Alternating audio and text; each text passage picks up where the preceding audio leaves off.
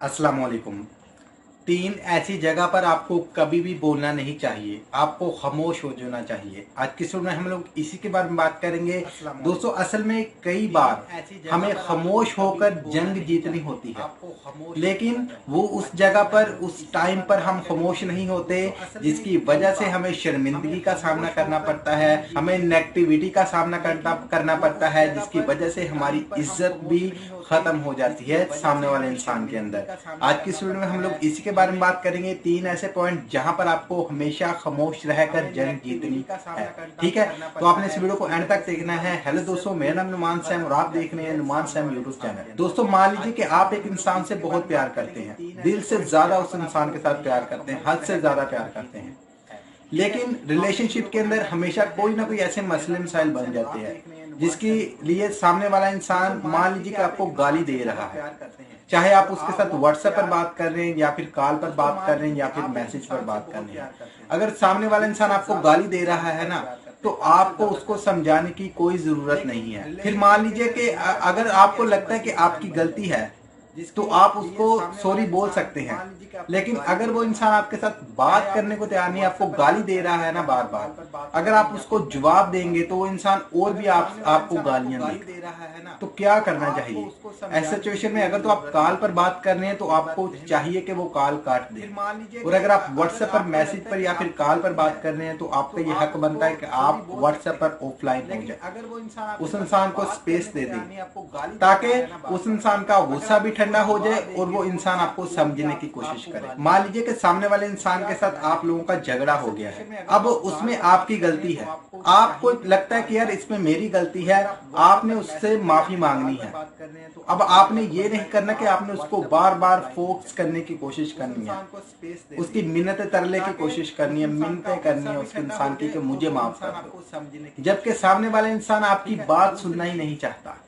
तो ऐसी सिचुएशन में भी दोस्तों आपको खामोश हो जाना चाहिए। अगर आप बोलेंगे ज्यादा, उससे माफी मांगेंगे, तो ये तो पक्की बात है अगला इंसान आपकी बात सुनेगा ही नहीं, आपकी बात मानेगा ही नहीं वो इंसान, और भी ज्यादा गुस्सा करेगा और भी आपसे दूर जाने की कोशिश करेगा।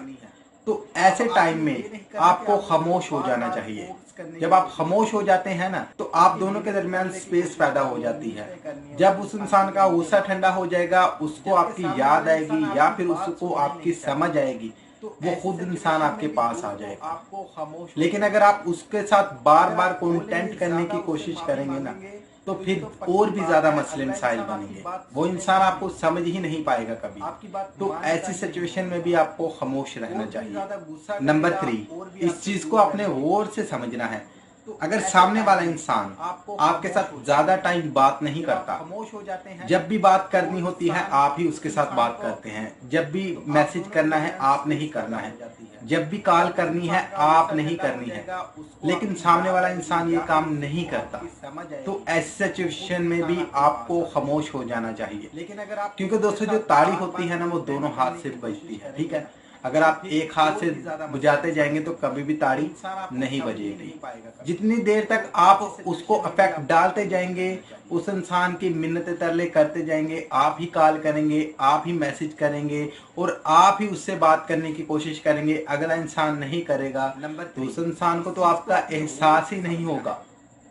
वो इंसान तो अपनी तरफ से रिलैक्स मोड पर बैठा होगा, लेकिन जब भी आप उसको कॉल करेंगे, मैसेज करेंगे, इससे आपकी वैल्यू कम होगी और सामने वाला इंसान ये समझेगा कि यार ये बंदा तो समझिए कि फ्री है, इसको तो कोई काम ही नहीं है अपनी जिंदगी में, और आप ये इफेक्ट डालते जाएंगे तो उस इंसान को कभी भी आपका एहसास नहीं होगा, आपकी कमी महसूस नहीं होगी। फिर वो इंसान आपके साथ प्यार कर कर क्या करेगा यार? आपकी भी लाइफ है, आपकी लाइफ के अंदर हजारों काम है, आप भी अपने काम में कहीं ना कहीं बिजी हो जाएं। तो अगर ऐसी सिचुएशन है तो आपको भी उसकी कॉल मैसेज नहीं करनी चाहिए। कर रहे हैं ये गलती तो बंद कर दें, खामोश हो जाएं। ये जो 3 मैंने आपको पॉइंट बताए हैं, खामोश होकर आपने ये जंग जीतनी है और सामने वाले इंसान को लग पता जाएगा, वो आपके पीछे पीछे आएगा जैसे आप उसकी मिन्नतें तरले कर दें। तो ये 3 बातें अपने जहन में बिठा लें। आई होप कि ये मेरी बातें आपको समझ आ चुकी होंगी, जो मैं आपको समझाना चाहता था आपको अच्छे से समझ आ चुका होगा। और ये सवाल मुझे व्हाट्सएप पर भी बहुत लोगों ने पूछा है। अगर आपको वीडियो अच्छी लगे तो वीडियो को लाइक कर देना, दोस्तों के साथ शेयर कर देना। ऐसी ही मोटिवेशनल वीडियो देखने के लिए हमारी चैनल को भी सब्सक्राइब कर देना। और मेरी आप सब लोगों के लिए दिल से दुआ है कि अल्लाह आपको खुश रखे और आपके सारे गम धो दे। आमीन सब आमीन। अल्लाह हाफिज।